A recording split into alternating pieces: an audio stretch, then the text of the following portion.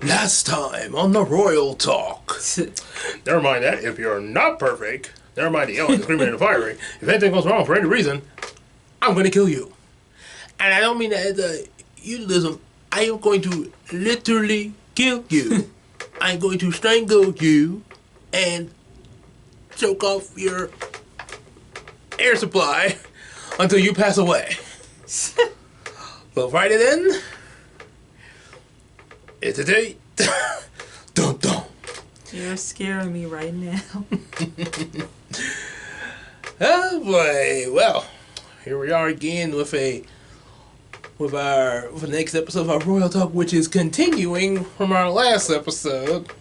Considering episode 4, we left on a cliffhanger with the Nutty Professor, with that line I just mentioned from Dean Richmond. That's the first time this has happened here. I never really expected to have cliffhangers on this type of segment there.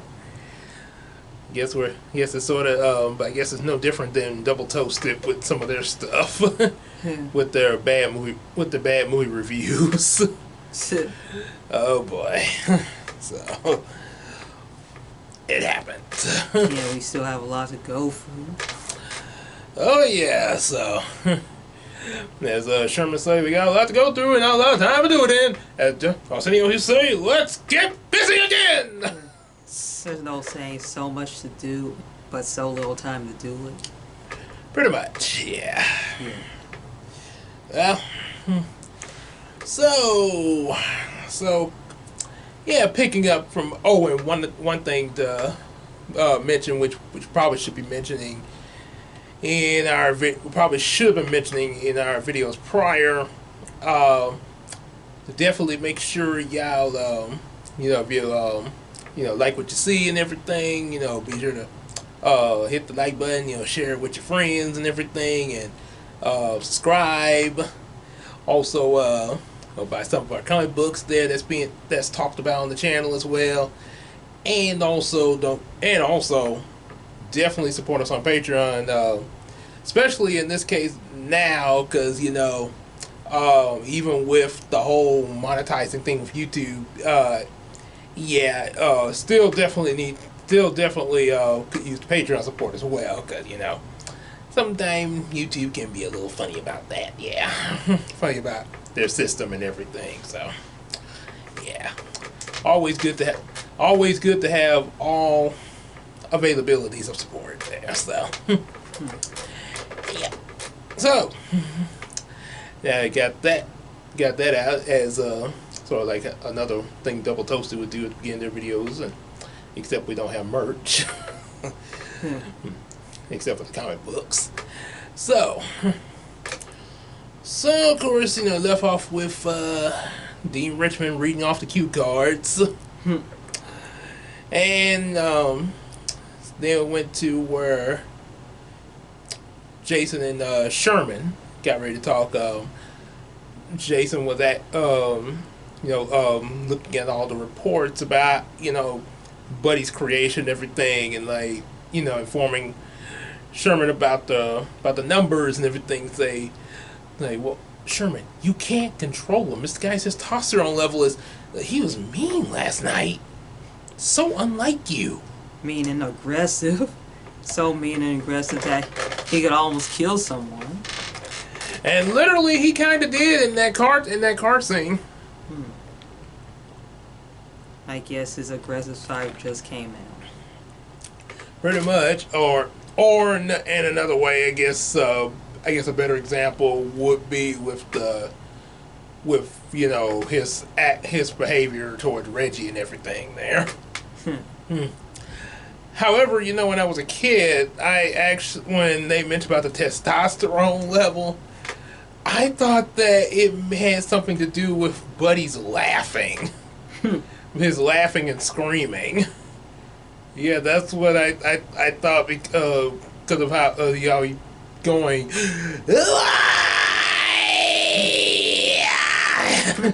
That's what I thought. That's what I thought he meant about the testosterone level. Oh boy. kind of weird things we think as kids, huh? Yes.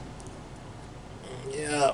To me, I didn't think nothing of it. I just watched the movie. There are times I just don't even pay attention to the dialogue, only the jokes of the movie. Sounds like me watching Sailor Moon back in the 90s. Yeah.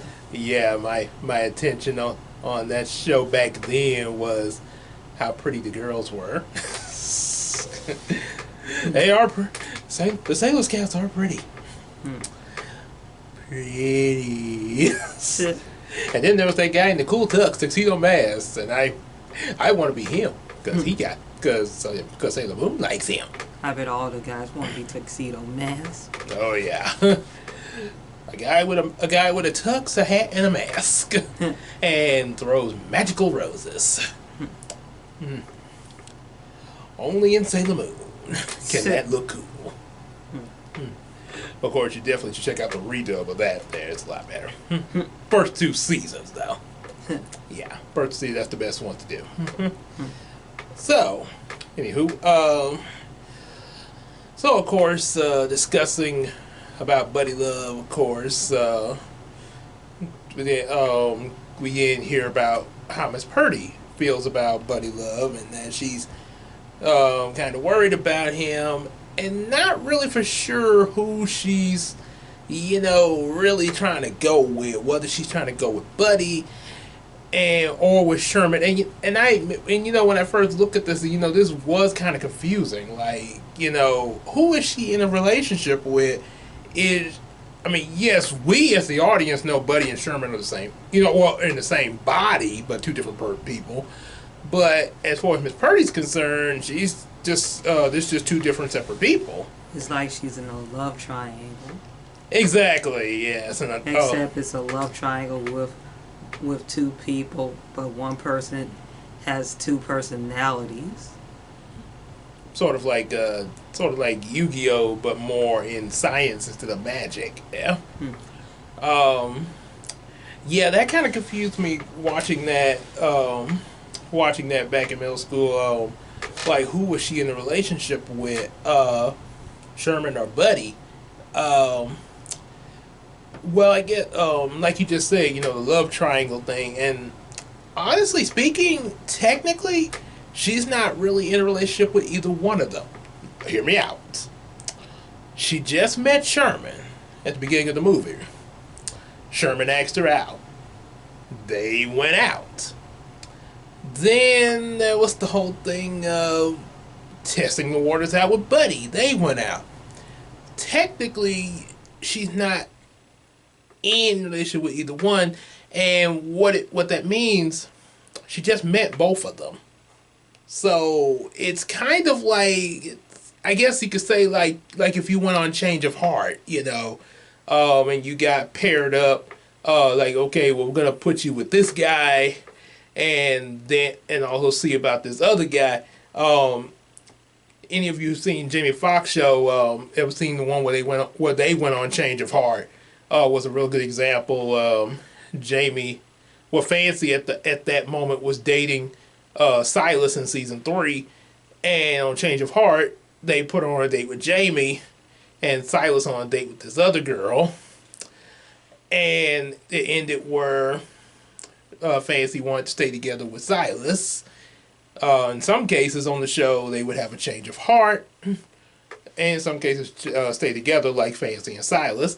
So yeah, that's kind of what you're seeing with the first movie. It's sort of like, is Miss Purdy going to stay with Sherman or have a change of heart for Buddy? It's pretty much like that there. In real life, I kind of went through the same thing when I first met Christina there. There was her, and then, like I say, we weren't officially dating. We were thinking it was in the thought process, but it wasn't official. So I was sort of undecided at that moment between Christina and another girl who's a friend of ours.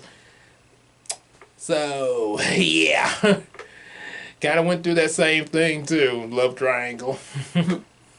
Yep, almost wrote a book on it, but only thing is I didn't know how to write. I didn't exactly know how to write it though, so that never went anywhere. Except, well, okay, except for the fact that me and Christina started dating and now we're married, and we live happily ever after. So, yeah, I was quite a bit on that subject there. Yeah, I know Sherman invited Carla to dinner with his family. And let's just say Carla was sort of distant in the dinner table, while his family keep on pushing Sherman to be in a relationship with her. And I know Sherman was embarrassed. Yeah, because as you find out later in the movie, you know, when Papa State had Sherman's 35 years old, so kind of can see why they were a little pushy on that there. Yes. Not justifying that it's the right thing, but yeah, I'm just stating that's probably the reason why. Yeah, and yeah, the fact of accepting the offer of coming to see Sherman's family, have dinner with him and his family, was probably another way of Miss Purdy testing the waters out on the Shermany. And yeah, she was not feeling too comfortable over there, and she was trying to be nice, but you kind of could see, because you know they was all pushy on it, and then also the fact of, you know, everybody was big like Sherman, which even though she went out with Sherman in the beginning of the movie, you know, before Buddy came along, even with that, I mean, she kind of was trying to, you know, just, you know Sherman as a person, but even if you take a close look at when she first met him, she, like, we say, Professor Clump. Oh, I'm sorry, I was looking. Oh, I am he. He is me, Professor Sherman Clump. Oh, hi. Like What? she's not interested at that point. Yeah, like you ever expected something different from a person that you meet from the first time? Yeah. Yeah, what, like her expectations kind of went down there, but like I said, she was trying. I give her credit. She was still, you know, she obviously didn't want to, you know, be insulting to anybody. So, I mean, yeah, she wasn't just gonna be like, "Oh, I want to talk to you." Yeah, so you gotta give her credit. Maybe more, maybe even more than probably what she should have put into it. Having to deal with the family, with the pushy family, especially when it got to Papa Clump's fart climax.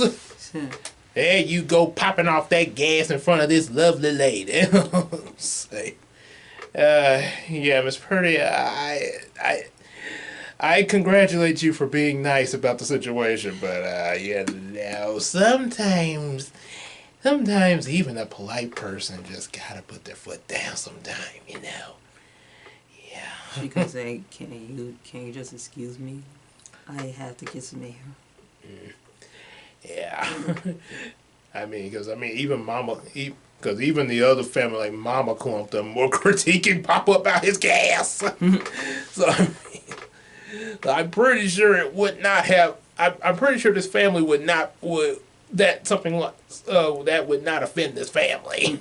A critique on that, you know. Yeah.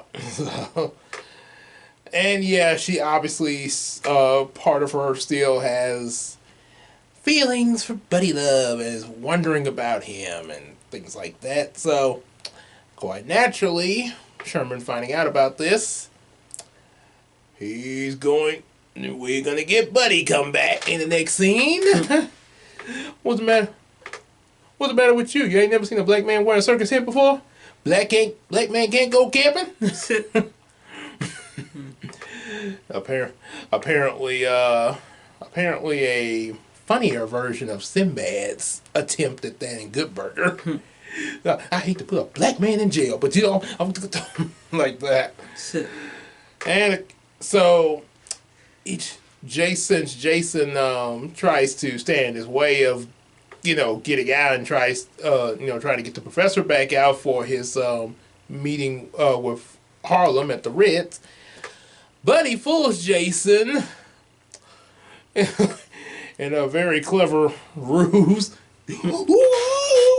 Oh, Sherman, go the other side, but go get the back room and get the coagulum serum. And then he locked him in there. And then he has that signature loud laugh.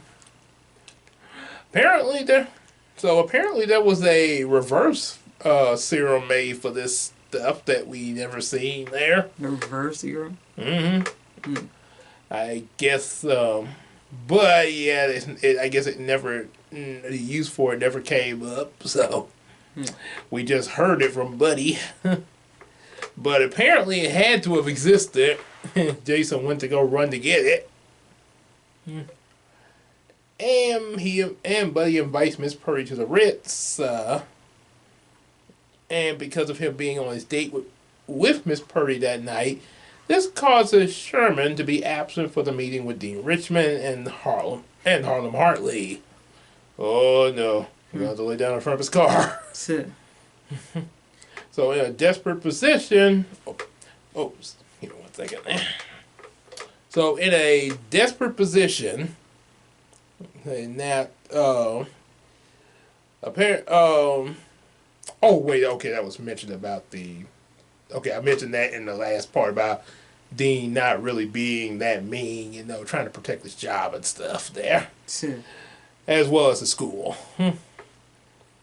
So, with Buddy Buddy ends up substituting for Sherman Clump. And his speech involves a lot of fat shaming. Ooh. Say, goes around. You remember how in the early scene with Reggie, when Reggie was really making cracks at Sherman, and then when it was Buddy, it was him and Reggie going back and forth like, yo mama, and that and all that there. Well, this time the fat shaming is in a scientifical approach. I would like, if you're gonna eat nasty, greasy foods, this gentleman is suffering from what we call turkey neck, and this one is saddlebag syndrome. The jello arm, you know, the arm, and it's all nasty. Yep, and apparently, out of all the people in this party, the only person that actually gets mad to the point of actually saying something back to Buddy is the black guy. Saying tank butt. Tank butt? What? Not tank man, not tank man. I'm your brother. Just like you want to fight him. He's the only one in the room. Everybody else is just like, oh. Yeah, they're reacting to it, but they're not doing anything about it. I'm surprised there's not a riot in there. If it was, I know people would go crazy. Yep. So yeah, he's the only one that defends him. And at the end of his little speech, apparently everybody applauds him, despite the fact that he just talked about the people in the room, including Mr. Turkey Neck. Like, what's wrong with these people? He insulted us, but he made a scientific speech. Yeah. It's like they got high off of cold medicine. Or something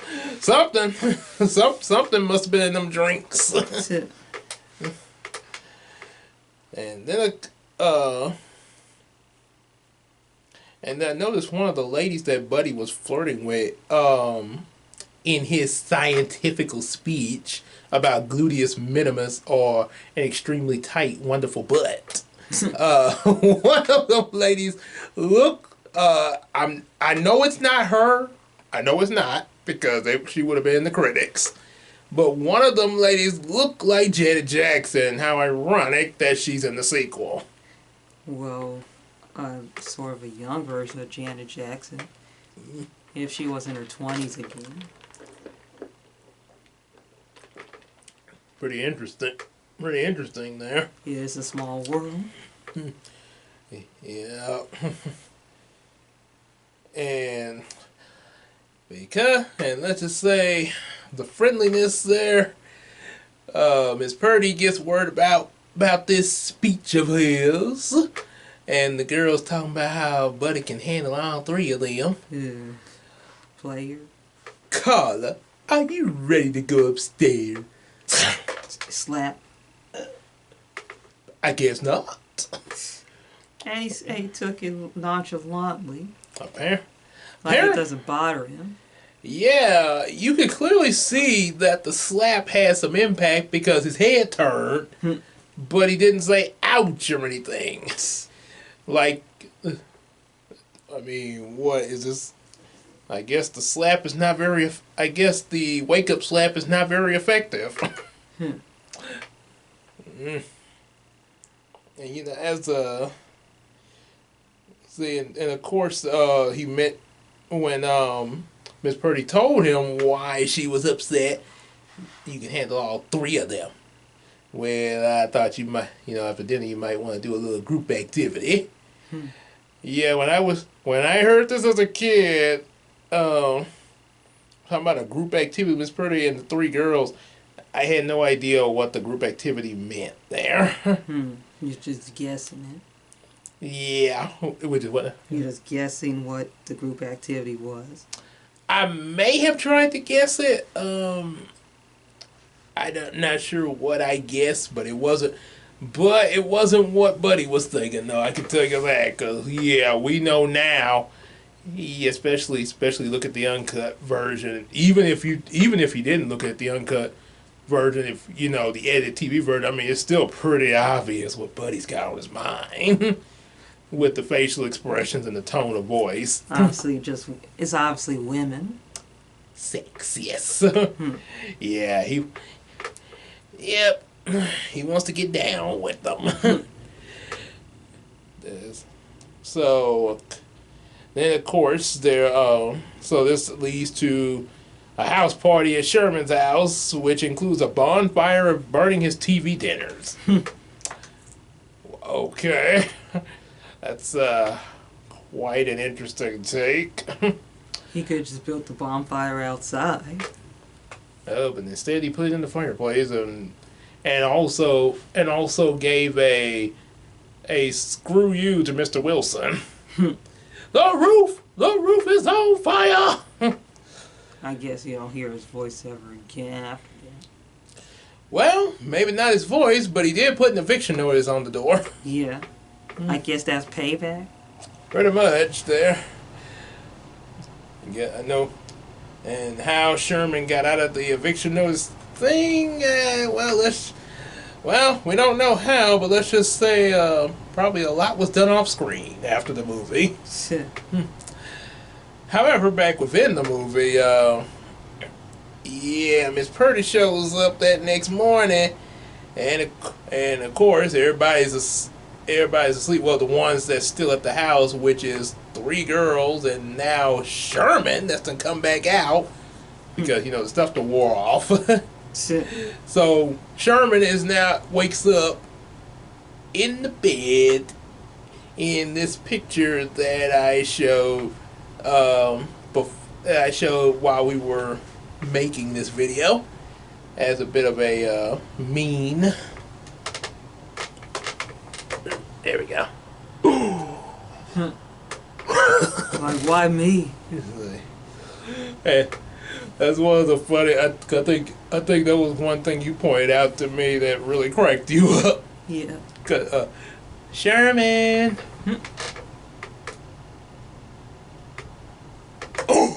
Yeah, you were in shock. Like, whoa.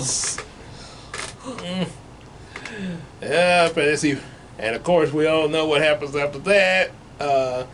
Tries to get Miss Purdy out so she doesn't find out. But of course, she finds out anyway.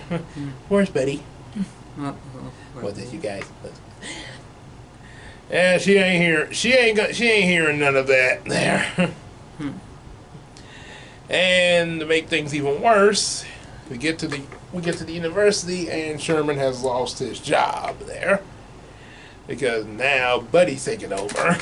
Ouch. And Dean Richmond sings, "We're in the money, money, money, money, money, money." He might have been fired off screen, I guess. Ready? What you talking about? Sherman? Sherman, yes. Well, he fired. He did state that to Sherman when he got there. Yeah. I think. Although in his talk with Sherman in that scene, I think Dean might want to reword his dialogue though. He says, "I'm not going to kill you. Well, at least not literally, but I will kill you professionally." Don't you mean metaphorically? Since this is your way of saying that he's fired, so the metaphorical killing is your way of saying he's fired. Yeah, I'll kill you professionally, because when you say kill someone professionally, that implies you're gonna hire a hitman or something. As Joker saying in The Dark Knight, poor choice of words. Literally. And then Sherman also finds a video where, and I guess Sherman must have had a really long off-screen talk with the landlord because he's still in the house, because we still get scenes of him in the house before the climax. So obviously, yeah, I don't think he's. Yeah, he had to have say. I don't know what he had to say to get over through to Mr. Wilson, but yeah, that probably was a long talk. A very long talk off screen. Oh yeah. So he'd get back in and see that tape from Buddy, where Buddy is, of course, gloating about his success. You know what you did last night? You had the time of your life. You know, you get arrested in all the states with the stuff you did last night. Oh. You need to come back on down to the lab and whip you up some of this blue stuff. Come on back to the party, Sherman, because Carla doesn't want you. She wants me, not you. Me, not you. Because you can't beat me. Yes, I can. Yeah, it's one thing villains always got to gloat about their plan there. That's it. It's the villain thing. Right next to the rule of villains leaving out the room and assuming that their plan is going to work there and no way that the hero's going to get out. That's it. Also because they want to go home and they're tired. Obviously. So, little his he joke. So Sherman decides to dump the formula that created Buddy and to, get rid of all of it there. But what he doesn't know is that Buddy spiked his Mega Shake formula with the formula. Ooh. That's a slick move. Yeah, because he goes. Apparently, Buddy anticipated what Sherman would do after seeing that tape, and went for that and put some in there. Oh! And Buddy gets to make this joke. I lost 300 pounds in 30 seconds. Thanks, Mega Shake. I bet everybody wishes they lose 300 pounds in 30 seconds or any type of weight in less than 30 seconds. And apparently, Buddy's return is a very early version of a YouTube video before YouTube came out.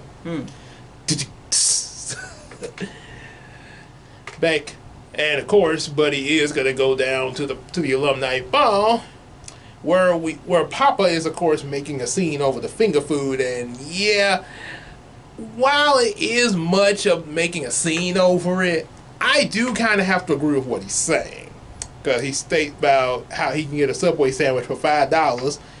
Sure, it probably would cost a little bit more in this day and time, but yeah, it wouldn't cost. It sure wouldn't cost anywhere near $100. I know $5 is a deal. Mm-hmm. And it kind of makes you wonder. This is supposed to be a ritzy party. Wouldn't they be at least serving a little more food than that? Especially you got your guests paying this much money to get in here. Yeah, I mean, I've been to some fancy parties and stuff like that.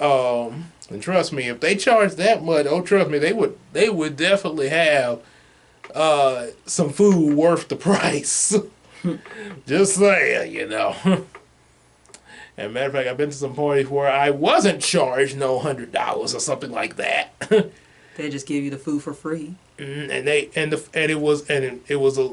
it was worth what we had there. So, yeah, I kind of got to agree with Papa on that one there. Yeah. So, and of course, Buddy arrives, and apparently Buddy also feels the same way about the finger food. Y'all gotta get y'all some yams, some collard greens, and some yams, and some neck balls. Somebody's ghetto. Y'all gotta get some peach cobbler up in here. Somebody's ghetto. Pretty much, but food-wise, he still got a point. And then, of course, remember how Dean Richmond was reading off the cue cards for his threat? Yeah. Shut up! Who you think you talking to? Shut up! Man, if you don't tell me that, I'm gonna kill you. And I don't mean that you do that. I'm gonna literally kill you. I'm gonna strangle you and choke off your air supply until you pass away. Now go find that rich dummy a seat. It's showtime! Definitely needs to play the Joker. Yeah, so then, of course, we get the big climax. Buddy gets ready to show off his formula and, makes quite a scene, quite a show of it. Y'all don't recognize me? Y'all know me. I don't know that fool. And, of course, this leads Papa to thinking that he's drunk. I like to call it Buddy's Wonder Tonic. I know what Wonder Tonic you had. I guess refers to the alcohol. Alcohol and possibly something, and not only just that, but maybe something spiked in it. But apparently, however, though, so Buddy does show a bit of a demonstration, quite shocking. Big belly, big butt. Drinks up some of the formula and then goes back to normal. Heck of a trick. Ladies and gentlemen, I'm about to make a 400-pound fat man disappear forever. But it's Jason to the rescue. Jason to the rescue, and then we get Sherman versus Buddy. Two people in one body. Wow, you don't see that. You didn't see that come. Oh yeah, and with the special effects, that was. I was cracking up laughing at the effects of going in and out like it's too late, that boy's over. And I noticed his feet reminds me of pudding. Oh yeah, when the feet got big there. Yeah. Oh, and they even get insults with each other. You fat head, take a bell. And punching each other. Yep. Blubber butt! Featherweight! Somebody better call an exorcist. Make that too. So Sherman eventually wins the fight there and explains everything about, what happened, as well as also learning to accept himself there, Because one thing he does explain, Buddy was who he thought the whole world wanted him to be. And sometimes when you want something so bad, you'll do just about anything to get it. Which is also part of the reason why Buddy had got as much control as he did up to now. Because Sherman had kind of allowed it in the beginning. Because one thing he said to Jason, like, you don't have no idea what it feels like to be Buddy Love. The way people talk to him. The way she looks at him.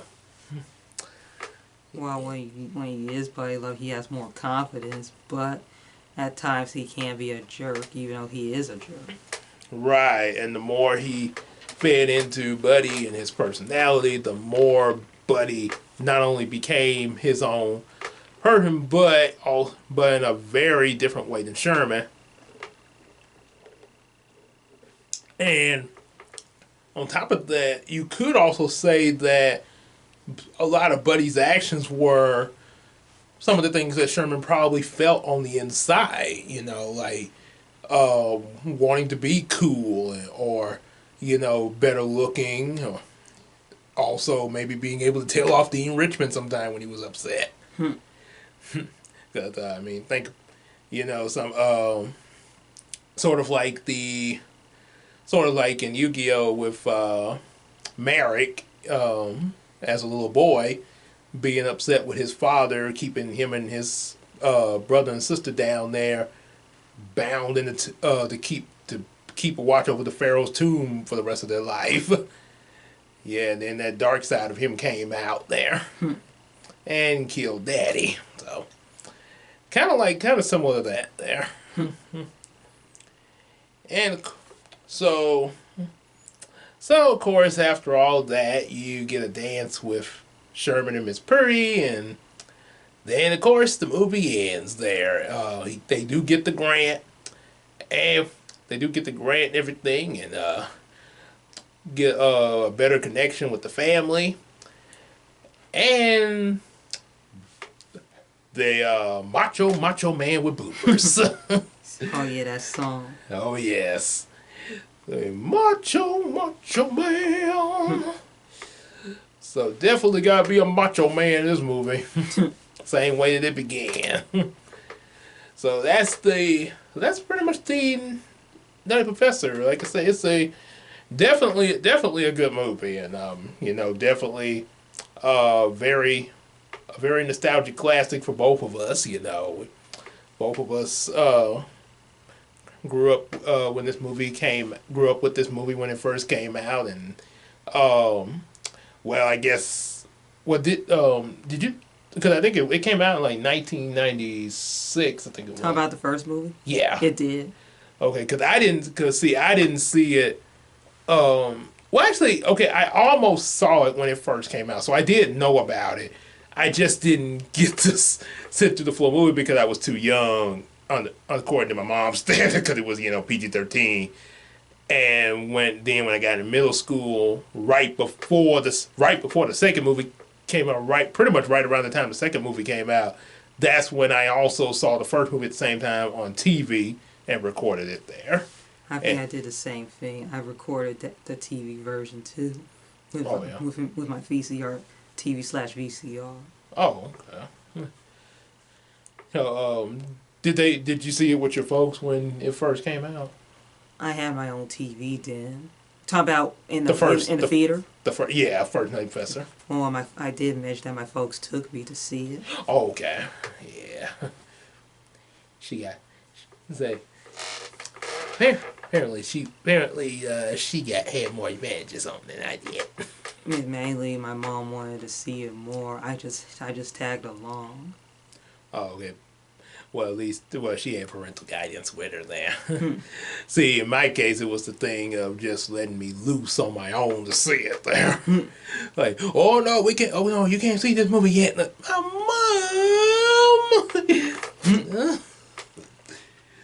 Swiper the Fox like, oh man! Gabe, you can't watch this. Gabe, you can't watch this. Oh man! So yeah. But yeah, definitely. So yeah, definitely is a Eddie Murphy. Real good job with playing those multiple roles. I know that is I like I said, I know I haven't done anything like that before, obviously, but just seeing the behind the scenes of that and knowing the fact that he had to wear those suits every day, pretty much, I know that was not easy. Plus a few characters outside of the clumps there, like the Richard Simmons parody. So yeah, that he's a trooper. That is a acting soldier there. More like an acting veteran. Yes.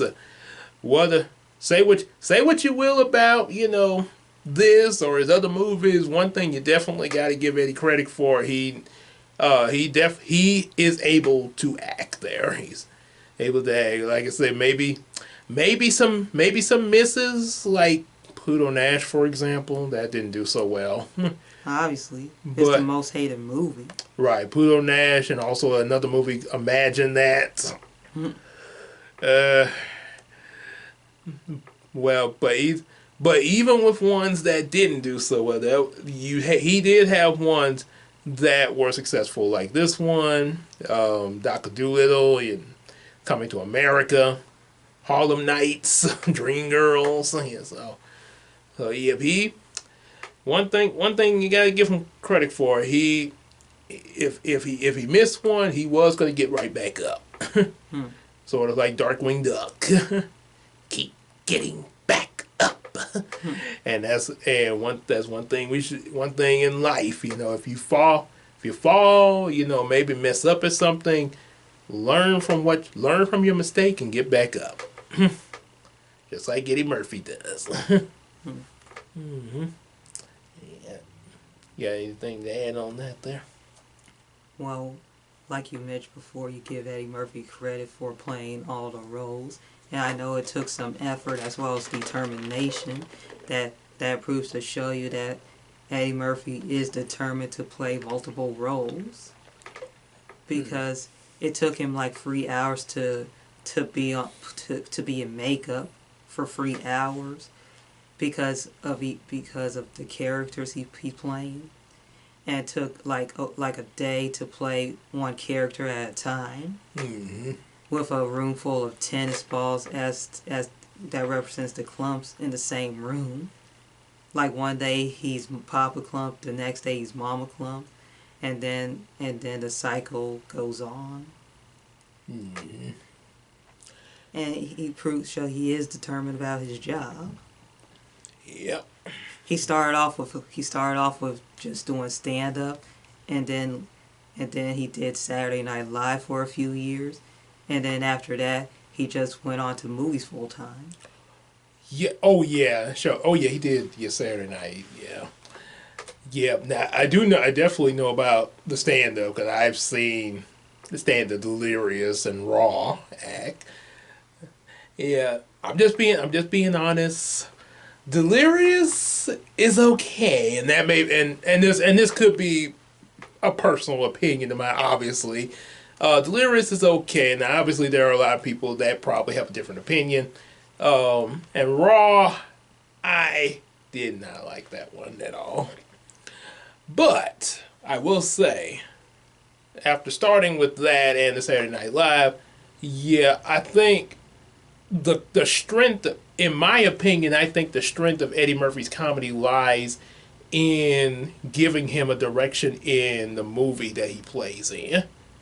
I think that's, you give, when he has a set direction, and not saying that he won't do his own thing or maybe give it his own take or flavor, but if he has kind of a direction of where something is going, especially especially in a movie setting, that's where I think his strength lies, like with this movie Nutty Professor or Coming to America, or even I think one of his best voiceover movies that even he says he had a lot of fun with was Shrek, of course, because he said he really felt that the donkey character was really him.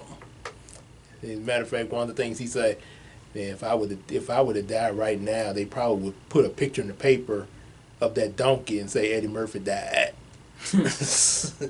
he literally, this, I didn't make this up. He literally said that behind the scenes there, and he considers himself like the donkey. It wouldn't surprise me if he put this on his tombstone. That quote. Knowing Eddie Murphy, I would not be surprised because he's kind of got a he's kind of got a really wacky sense of mind there, which Not saying it's a completely bad thing, but yeah, that's part of why he's good at what he does in the movies there. So yeah,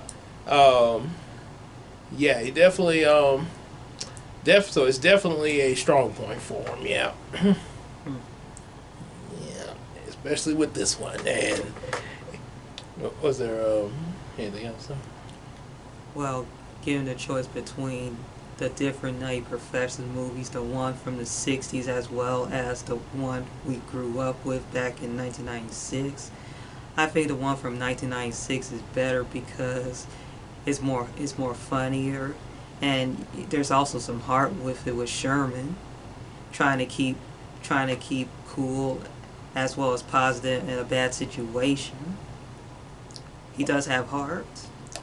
Yep, and that was one thing. Even the people making the movie in the commentary, especially because they don't have a commentary for the first movie for some reason they don't, but they do for the second movie, and they say they even comment very highly on Eddie Murphy's expression, especially when he's Sherman there. Some of the facial expressions that he makes in some of the emotional scenes there, which kind of reminisce of some of his emotional scenes from Dreamgirls a little bit there. When like I mentioned, I think in part one, when the whole thing of him trying to cover up his sadness of knowing that he was going to be dying at any point. Yeah, that's quite a bit. That can be quite real, especially in real life. That is quite a bit to deal with. You knowing something like that, and you try, pretty much go out on a high note with a bang. Like they say, to live in your last day. Like, live every day like it's your last. Because we don't know what tomorrow brings for us. Yep, and especially, with what's going on now. Yeah, definitely. That's definitely an important thing to keep in mind there, It's a food for thought. Yep. Yep, definitely. Yep. You got anything else, though? Overall, it's all good. The first Nutty Professor movie is a classic. Definitely a must have, especially if you're collecting Eddie Murphy movies. Yeah. Yeah. So definitely pick that movie up there. It might be hard to find in some stores, but you can always get it online if you can't find it in the store. Oh yeah, and sometimes they'll put random old movies out at certain points of the year. Yeah, like Christmas, Thanksgiving, stuff like that. Yeah. At certain places. And sell them at a low price. Like less than $10. Oh yeah. Yeah, so you never know what you might run into while you're out shopping there. But if you find that movie, get it. Even if you find it at a thrift store. Pretty much, yeah. Either a DVD copy or even an ancient VHS copy of the first Nutty Professor. If you have a VCR, yep, you definitely can play it on that there. Yeah, I know. When I got the second movie, it was on a VHS back then. Yeah. Well, if there's nothing else to be said there. Guess all good. Oh, as Jamie Foxx said, we all good. Yeah. Well, I guess now we finally got that wrapped up there. I guess it's 5 episodes so far. So, next episode, if we talk about the first Nutty Professor, we have to go right into the sequel, which in the year 2000 was my Christmas present. Wow. So, Christmas gift. So that explains why we were talking about the first movie just now. So, yep. And we will have something Christmas related coming up there. Coming up after we talk about the second Nutty Professor, and you will find out when we get to it. You'll be in for a treat. So until and a reminder once again, make sure you definitely hit like, subscribe, share with your friends, buy some comic books, and support us on Patreon. Yep. So until the next episode, we will see you there. Good night, everyone. As just a good night, everybody.